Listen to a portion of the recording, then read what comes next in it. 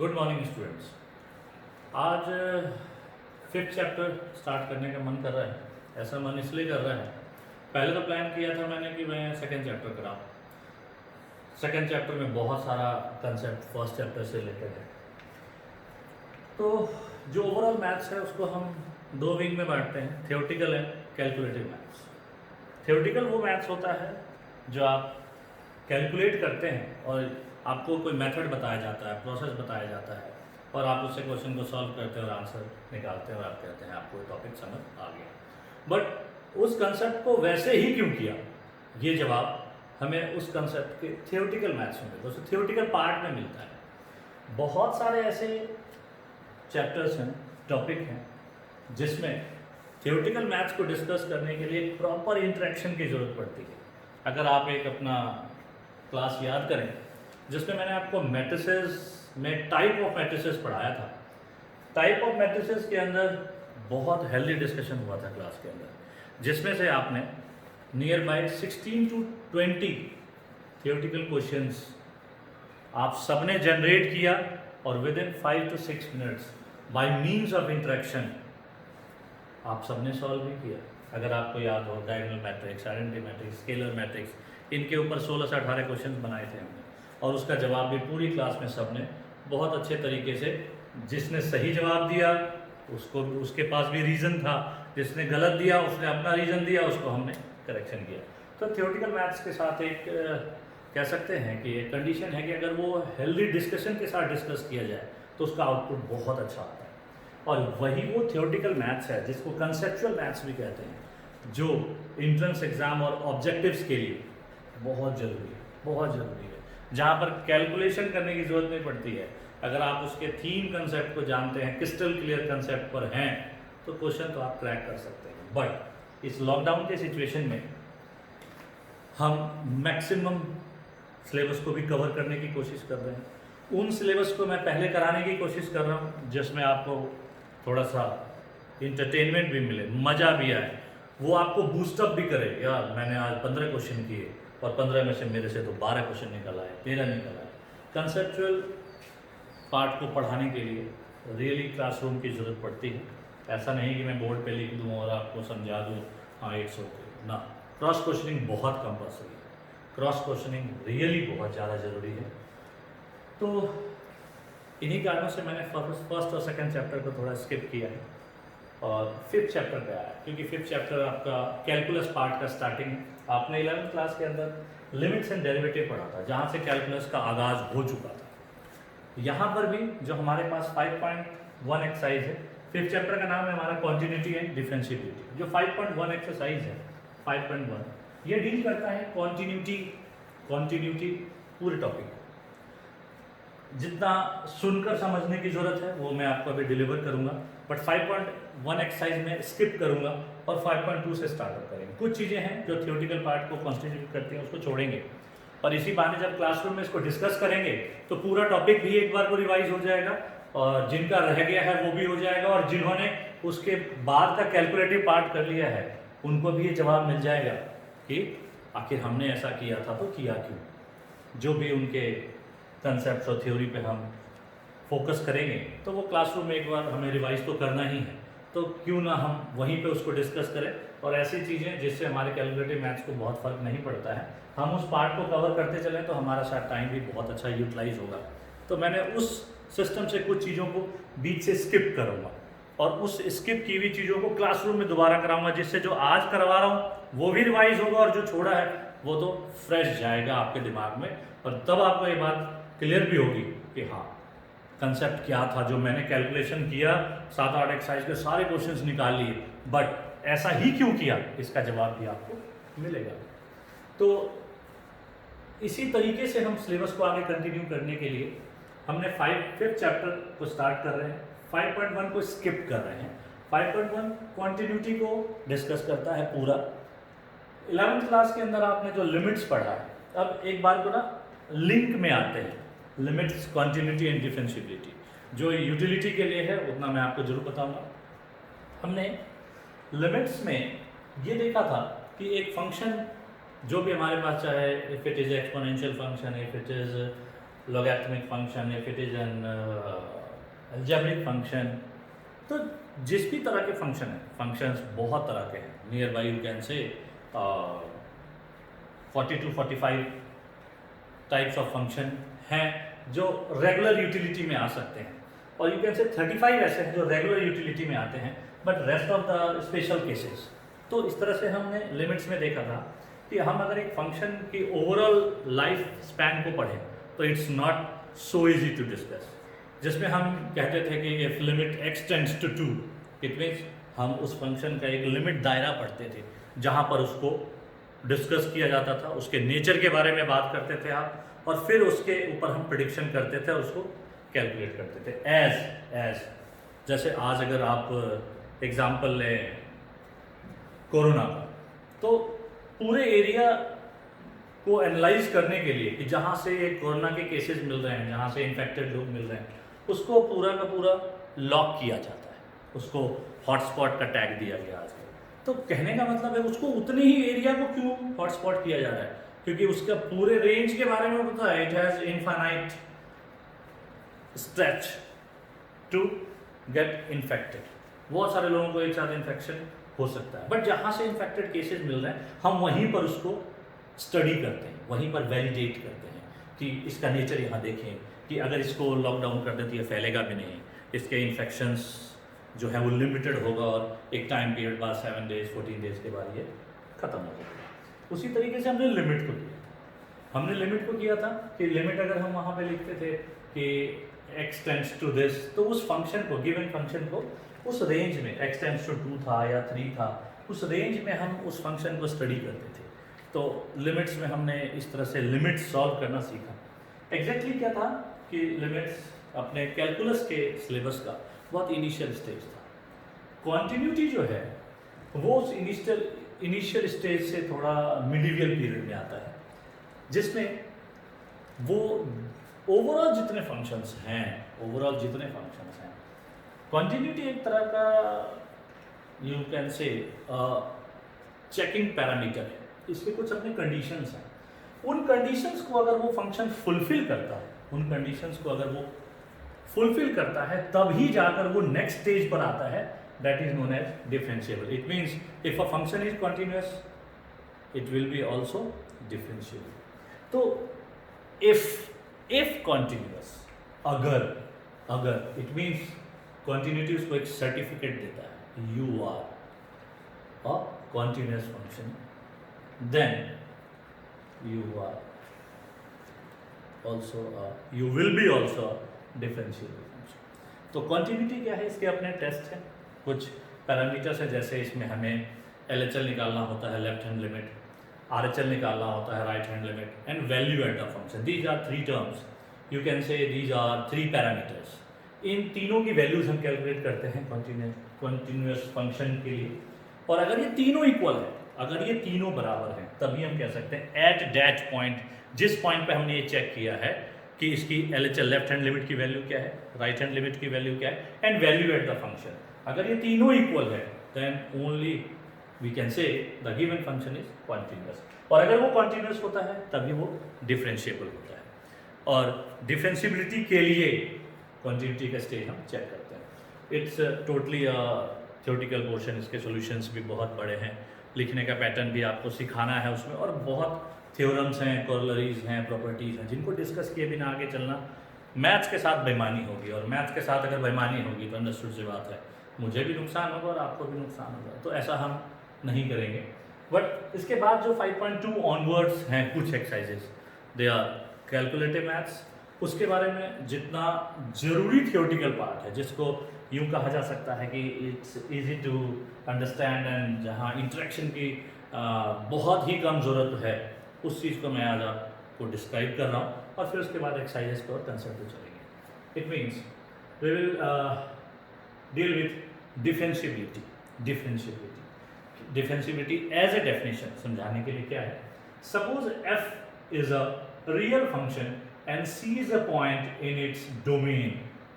आपने 11th class में भी पढ़ा होगा डोमेन, रेंज। डोमेन का जस्ट यूटिलिटी मतलब क्या है, वो वैल्यू वेरिएबल की जो आप पुट करते हैं, और रेंज क्या होता था, वो जो वैल्यू कैलकुलेट होकर आती थी। जैसे आप फंक्शन के अंदर मान के चलिए आप लिखते थे y is equal to f x, तो x क्या होता था, x वॉज फैक्टराइज्ड डोमेन, जो वैल्यू आप डालते थे, जो वैल्यू आप सब्स्टिट्यूट करते, you are free to use any of the value, और y वो होता था रेंज, जो वैल्यू कैलकुलेट होके आती थी। तो here real function and c is a point in its domain, the derivative of f function at c, जो आप लिमिट्स में पढ़ भी चुके हैं 11th में, एट c इट मीन्स जब आप यहाँ पे लिखते थे ना limit x tends to 2 x square plus 2, तो आप क्या कहते थे, जो मिनिमम था first level of limits, x equal 2 डाल दो जो वैल्यू आ गई, it means at x equal to 2 आप कैलकुलेट कर लेते थे गिवन फंक्शन में। उसी तरीके से ये कह रहा है जनरल डेफिनेशन में, derivative of f at c is defined by, it means differentiability कैसे डिफाइन होगा, when limit h tends to 0 f c plus h minus f c upon h। अगर ये real function at point c पर define होगा, कब, जब इसका satisfaction level जज होगा। Provided this limit exist, it means इसके एग्जिस्टेंस पे, जैसे अभी आपको बताया ना इफ कॉन्टिन्यूअस देन डिफरेंशिएबल, तो इट मींस यही बात है, लिमिट आया कॉन्टिन्यूअस पे check, if it exist then it is differentiable. हम मानते हैं it exist, then what happens, the function defined by, function defined by, जैसे अगर हम इसको लेते हैं फंक्शन, जैसे बोला ना एफ एट सी, अगर हम इसको लेते हैं भाई एफ एक्स है, सपोज एफ एक्स है, यहाँ पर हमने क्या लिया हुआ है सी, एक्स प्लस एच की जगह हमने क्या ले लिया, सी लिया हुआ है। The function defined by f dash x is equal to f x plus h, यहाँ हमने लिखा था ना एच सी, हमने क्या किया, अगर हम लेते हैं F x plus h minus f x upon H, और एफ एक्स था, अगर इधर सी लेते तो एफ डैश सी हो जाता, अगर ये डेरिवेटिव होगा, डिफरेंशिएबल होगा, तो इस शक्ल में होगा, it means f dash x is equal to limit h tends to 0 f x plus h minus f x upon x, ये डेरिवेटिव वैल्यू है इसका, अगर ये डिफरेंशिएट होता है तो। अगर हम फंक्शन लेते हैं कि y इक्वल टू अगर एफ एक्स है, y इक्वल टू अगर एफ एक्स है, और उसका डेरिवेटिव निकालेंगे, उसका डेरिवेटिव निकालेंगे तो इट विल बी रिप्रेजेंटेड है, जैसे एफ एक्स था यहाँ पे तो एफ डैश एक्स लिखते थे, अगर हमने y equal to f x लिया, फंक्शन y ले लिया, तो y को डेरिवेटिव के फॉर्म में रिप्रेजेंट करेंगे y डैश, और it can be written as dy by dx, and dy by dx is being pronounced as we are differentiating y with respect to x। जो dy by dx का अगर pronunciation value है, we are differentiating y with respect to x, it means link कहाँ से मिला हमें, limits, limit से continuity check हुआ, लिमिट से कॉन्टिन्यूटी चेक हुआ, if it exist, it means अगर ये कॉन्टिन्यूअस है तो ये डिफरेंशिएबल भी होगा, डिफरेंशिएबल है तो ये डेरिवेटिव निकलेगा, इट मींस डिफरेंशिएबिलिटी जो है वो एक प्रॉपर्टी है, और जो उसका एक्शन है दैट इज डिफरेंशिएशन, और जो उसका प्रोडक्ट है that is derivative. Differentiability it's a property, differentiation that is the action plan, and what is the derivative, the output that you calculate, it means हमारे कहाँ पर कैलकुलेटिव पार्ट, तो ये उससे थ्योरेटिकल पार्ट लिंक था, वो calculative part. अब हमें कुछ टूल्स चाहिए होंगे, अब इसको फाइट करने के लिए हथियार भी चाहिए होंगे थोड़े से, that tools are algebra of derivatives. अब उस अलजेब्रा में हम आएंगे कि सम अप होगा, मल्टीप्लाई होगा, डिवीजन होगा, माइनस होगा, ये 3-4 ऑपरेशंस हैं कि डेरिवेटिव के अलजेब्रा ऑफ डेरिवेटिव्स क्या है, algebra of derivatives. First one है कि अगर दो फंक्शन के बीच एडिशन या सब्ट्रैक्शन होता है, and we have to get differentiated, and we have to calculate the derivative, और we have to do the differentiation, तो क्या होगा, प्लस और माइनस के बीच दे कैन बी स्प्लिटेड, ये पार्ट अलग से डिफरेंशिएट हो गया। अगर ये y था जैसे तो y डैश था, सो u है, u अलग हो जाएगा, प्लस है तो प्लस, बीच में v है तो v, माइनस था तो इट मीन्स इसको स्प्लिट करता है, अलग अलग करके डेरिवेटिव फाइंड आउट कर सकते हैं। But in case of product, if two functions are in a relation of multiplication and उसका डिफरेंशिएशन निकालना, देन जो भी हम करेंगे that has been tagged as Leibniz rule और प्रोडक्ट रूल। बहुत सारे बुक्स में आपको लिबनिज रूल भी होगा, कहीं पर आपको ऑब्जेक्टिव क्वेश्चंस में ये वर्ड भी यूज़ होता है, तो बच्चे एक बार को अगर थोड़ा वही थियोरटिकल नॉलेज ठीक से नहीं पढ़ा है, एक दो किताबों के गो थ्रू नहीं हुए, ये तो हमें पढ़ाया ही नहीं गया था, ये तो हमने पढ़ा ही नहीं है term sir, out of syllabus आ गया। नहीं, ऐसा नहीं है। प्रोडक्ट रूल बहुत कॉमन सा वर्ड है इस कंसेप्ट के लिए। तो जो दो फंक्शंस के प्रोडक्ट का डेरिवेटिव निकालना है, उसमें हम क्या करते हैं, फर्स्ट फंक्शन का derivative into second function as it is plus first function as it is into second function का डेरिवेटिव। ये जितनी भी प्रॉपर्टीज हैं मैं आपको बाय क्वेश्चंस भी समझाऊंगा जब क्वेश्चंस करूंगा। तो अभी हमने एक पार्ट रखा हुआ है आपके क्वेश्चन के लिए, क्वेश्चन के थ्रू भी चलेंगे। उसके बाद आता है कि अगर दो फंक्शन डिवीजन में और उसका डिफरेंशिएशन हमें निकालना, and this is tagged as quotient rule. क्या है ये? थोड़ा सा again maths, fraction and minus sign, ये दोनों चीज़ें आ गई इसमें। तो क्वोशिएंट रूल जो है वो बहुत ही ज़्यादा हाईलाइटेड है एरर के लिए। सो इसको अप्लाई करने के लिए, इसको समझने के लिए थोड़ा कंसंट्रेशन लगा, थोड़ा सा बढ़ाना होता है। क्वोशिएंट रूल में क्या करना है, समझना है। डेनोमिनेटर पार्ट का सीधा स्क्वायर करो, सीधा सिंपल, डेनोमिनेटर पार्ट का स्क्वायर करो। जो उसके बाद न्यूमरेटर की बारी आ रही है।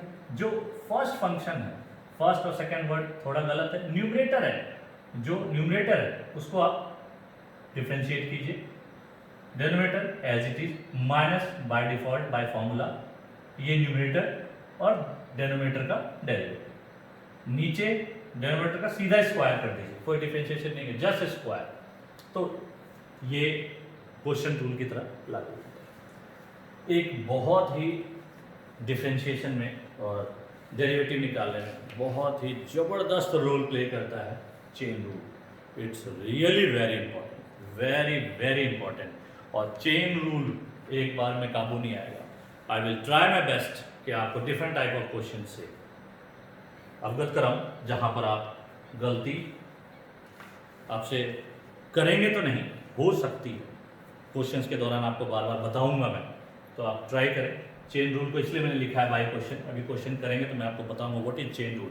चेन रूल के लिए एक हिंदी में ही जस्ट बात कही जा सकती है। चेन रूल क्या है? चेन रूल क्या कहता है कि गिवन फंक्शन को चेन रूल का एक अपना स्टेटमेंट है, कहता है कि गिवन फंक्शन को तब तक डिफरेंशिएट करो जब तक उसका लास्ट वेरिएबल डिफरेंशिएट ना हो जाए। चेन रूल का एक अपना थ्योरम चेन रूल कहता है। चेन रूल है ही यही, कहता है कि अगर हमारे पास क्वेश्चन हो गया, मान लीजिए मैंने क्वेश्चन लिखा है, इसको डिफरेंशिएट करो, तो एक सवाल है कब तक डिफरेंशिएट करें, आंसर क्या आएगा इसका, किसको आंसर माने? तो चेन रूल कहता है differentiate till your last variable is being differentiated. और चेन रूल को करेंगे फॉर्मूले वाइज अपडेट। कुछ ये फॉर्मूले हैं जिनको ये x to the power n, इसका प्रूफ आपने लिमिट्स में 11th क्लास में पढ़ा होगा। ये सारे फॉर्मूले वहीं से निकल कर आए हैं। कुछ फॉर्मूलेज हैं और भी जरूरत पड़ती रहेगी, इनको आपको याद रखना है। साइन एक्स का डिफरेंशिएशन कॉस एक्स होता है, कॉस का माइनस साइन, टेन का सेक्स स्क्वायर एक्स। आपको अपनी बुक में पूरा एक चार्ट मिलेगा फॉर्मूला बाय जब फर्स्ट पेज पे ही दिया हुआ होता है। और भी हैं जैसे एक्सपोनेंशियल का A to the power X, E to the power X, log X, X to the power N तो हो ही गया। तो इस तरह से बहुत हैं, 12 से 13 बेसिक फॉर्मूले हैं जो आते ही हैं, बट और भी आगे हम डेवलप भी करेंगे, प्रूव भी करेंगे। तो इस तरह से जो हमारे पास रिक्वायर्ड थियोरेटिकल पार्ट था 5.2, it means differentiation to find the derivative को निकालने के लिए जितना रिक्वायर्ड था, जो आप जब क्वेश्चन करने लगे मैं कर क्या रहा हूँ आपको ये पता चले, इतना पार्ट आपको डिलीवर किया गया है। अब उसके बाद हम देखते हैं कि क्वेश्चन करते हैं। अगर ये जो एक्सरसाइजेस हैं, क्योंकि एलिमेंट बुक या रिफ्रेशर बुक्स लॉकडाउन हो गया, बहुत सारे बच्चों के पास नहीं है, तो इसलिए मैं एनसीईआरटी को प्रेफर करके एक्सरसाइजेस कर रहा हूँ। कंसेप्ट तो वही है, नंबर ऑफ क्वेश्चन एलिमेंट में ज़्यादा है, वो हम कर लेंगे। इसलिए एनसीईआरटी इजीली अवेलेबल है, सब डाउनलोड कर सकते हैं। तो एनसीईआरटी के सिस्टम पर मैं टॉपिक्स को कराया जा रहा हूँ और जो एक्स्ट्रा क्वेश्चंस हैं उसको हम एलिमेंट में सबके साथ डिस्कस करेंगे। तो जो एक्सरसाइज 5.1 मैंने आपको बताया, मैं स्किप कर रहा हूँ, इसको करेंगे हम। 5.2 से स्टार्ट कर रहे हैं। 5.2 है हमारा differentiate the given function with respect to x. जैसे मैंने आपको बोला ना, अगर y दिया हुआ है तो हम क्या करेंगे, क्या बोलते हैं, we are differentiating y with respect to x. वैसे ही कह रहे हैं differentiate the given function with respect to x. पहला क्वेश्चन है हमारे 5.2 का पहला क्वेश्चन है साइन एक्स स्क्वायर प्लस 5। तरीका ये कहता है कि आप इसको नॉर्मल है, लिखने में आपको दिक्कत नहीं होगी और गलतियां भी नहीं रहती हैं, इसको y सपोज कर लीजिए। और ये बात बताऊं, ये नहीं कि आपने तो सर कहा था y सपोज के लिए कर लिया, y सपोज कर लीजिए ऐसा बोला गया। इट मीन्स मेरी ये बोली गई बात इस वर्ड में छुपी हुई है, और अगर ये वर्ड नहीं मिला तो आप अगर ये y लिख के सब कुछ सही कर जाएंगे तो एक सवाल आ गया ना, y आया कहाँ से, और ये वर्ड है हमने सपोज किया। तो आप इसको लेट y को जो फंक्शन दिया इसको y सपोज करेंगे, और हमारे पास टास्क क्या है, to differentiate the given function with respect to x। It means हम क्या लिखेंगे, differentiating both sides with respect to x। Differentiate करेंगे, it means dy by dx and by dy dx of sin x square plus 5। ये वो formalities हैं जो question को solve करने के लिए, डिफरेंशिएशन करने के लिए इनके सारे नियम कानून को लागू करने के स्टेप्स कर लिया। हमने डिफरेंशिएशन की बात मान ली, कर लिया। अब डिफरेंशिएट करेंगे। अब इसको हर पल याद रखना है। चेन रूल क्या था, क्या बोला था मैंने, चेन रूल कहता है differentiate the given function till the last variable is being differentiated. अब जैसे sin x का differentiation cos x, sin x का डिफरेंशिएशन cos x, साइन के साथ ये एंगल है। आप एक एक स्टेप, चेन रूल यही है, ब्रेक्स साइन के साथ है, साइन के साथ बिना एंगल के तो ट्रिग्नोमेट्री रेशियोज एक्टिवेट नहीं होती। Sine x square plus 5 angle है, तो साइन का डिफरेंशिएशन होता है cos x। तो हम क्या लिखेंगे, cos x स्क्वायर प्लस 5। अभी आपने किसको डिफरेंशिएट किया, साइन को। अभी अंदर घुसने की परमिशन आपको नहीं मिलेगी, लास्ट वेरिएबल। अब हमने इस रेशियो किया, क्या रह गया, ये लिखने का पैटर्न है जिसमें कोई रियायत नहीं है। अब डिफरेंशिएट होने के लिए क्या रह गया, चेन बनाया ना, एक स्टेप डिफरेंशिएट किया, दूसरे के लिए आगे बढ़े। ऐसा नहीं है कि इसको दोबारा लिखना, साइन ऑफ दिस एंगल हो गया, क्या बचा, ये dy dx of this. Chain rule यही कहता है cos x स्क्वायर प्लस 5। अब इसके अंदर जाने के लिए ये देखना होगा, है ना, दो फंक्शन है, प्लस का रिलेशन है, क्या कहा जाता है, दोनों को स्प्लिट कर सकते हैं। इट मीन्स हम क्या करेंगे, dy dx of x square plus dy dx of constant. लगाया ना ये रूल, चेन रूल आप कह सकते हैं कि बॉस है, और इसके लक्ष्य कदम पे इन चीजों को यूज किया जाएगा ना।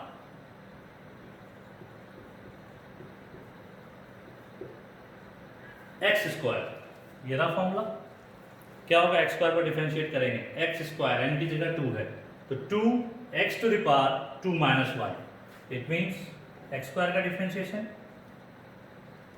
2x, एक्स स्क्वायर का डिफरेंशिएशन है 2x। और अगर 5 की बात करें, अगर कहते हैं, मतलब एक रटने के नाम पे कह दिया जाता है कि अगर कांस्टेंट है तो कांस्टेंट का डिफरेंशिएशन 0 होता है, कह दिया जाता है। बट एक बात आती है दिमाग में, कैसे कांस्टेंट का 0 होता है, कोई दिक्कत नहीं है, ये छोटी क्लास से निकल कर आता है, बताता हूँ। कांस्टेंट का डिफरेंशिएशन 0 होता है। अगर मैंने 5 का डिफरेंशिएशन बोला, 5 का डिफरेंशिएशन 0 है, कैसे, 5 को लिख सकते हैं आप 5 into x to the power 0, कोई रोक लेगा, पढ़ा होगा 9th क्लास में कि हम पॉलिनोमियल के टर्म्स में लिखो, तो कैसे लिखते हैं, लिख सकते हैं 5 को x to the power 0, any number any variable to the power 0 is 1, तो 5 को हम x टू द पावर 0 लिख सकते हैं। कांस्टेंट है, कांस्टेंट अगर डिफरेंशिएट होना है कांस्टेंट को हम बाहर कर दें। x to the power 0 differentiate होगा x to the power n के हिसाब से, और x to the power n के हिसाब से अगर ये डिफरेंशिएट हुआ, n की वैल्यू क्या है 0, यहाँ क्या आएगा पहले 0, और any number any term multiplied by 0 is 0। इसलिए कांस्टेंट का डिफरेंशिएशन, किसी भी कांस्टेंट का डिफरेंशिएशन क्या होता है 0। हमने डिफरेंशिएट कर दिया, डिफरेंशिएशन के सारे टर्म से हम फ्री हुए, और ये जो लिखा हमने ये by the rule and regulations of chain rule. और आप यहां पे देखें लास्ट वेरिएबल अंदर घुस गए ना, कुछ नहीं बचा, लास्ट वेरिएबल हम डिफरेंशिएट कर चुके हैं, and our final answer is 2x cos x square plus 5। तो ये सबसे पहला क्वेश्चन था, सबसे बेसिक था, इसको इसलिए उठाया मैंने पहले कि इसमें आपको क्या क्या दिखाने की कोशिश की, व्हाट इज चेन रूल। इस बात को बोलने का क्या मतलब है, लास्ट वेरिएबल तक डिफरेंशिएट करो। कांस्टेंट का डिफरेंशिएशन 0 कैसे है ये भी आपको पता चला। इस चेन रूल को अप्लाई करते समय इन चीज़ों की ज़रूरत भी पड़ेगी, अभी इस चीज़ की ज़रूरत पड़ी है, अभी आपको मैं आगे और भी क्वेश्चंस नेक्स्ट वीडियो में करके दूंगा, और आपको नेक्स्ट वीडियो में एक डिफरेंशिएशन की एनसीईआरटी एक्सरसाइज की एक ऐसी ज़बरदस्त चीज़ बताऊंगा जो शायद अगर 7 एक्सरसाइज हैं तो शायद एक ऐसा फिक्स्ड क्वेश्चन नंबर है हर एक्सरसाइज में एनसीईआरटी में, जिसको रिवाइज करने से पूरी एक्सरसाइज रिवाइज होती है 95 to 98%। ऐसी चीज़ हम नेक्स्ट वीडियो में डिस्कस करेंगे, जिसमें मैं आपको डेरिवेटिव के और भी क्वेश्चंस करके दिखाऊंगा, जहां पर अलग अलग, अभी तो एक सिर्फ यही यूज़ हुआ है, अभी चेन रूल के और भी रूप रंग आपको मिलेंगे। तो आप इन चीज़ों से गो थ्रू होइए, इन थ्योरीज को देखिए, इस क्वेश्चन को देखिएगा, और नेक्स्ट वीडियो में आपको सिर्फ क्वेश्चंस करके दूंगा, क्वेश्चंस जहाँ जहाँ पे आपको बताता जाऊँगा यहाँ गलती हो सकती है लिखने का ये पैटर्न है। Okay, thank you.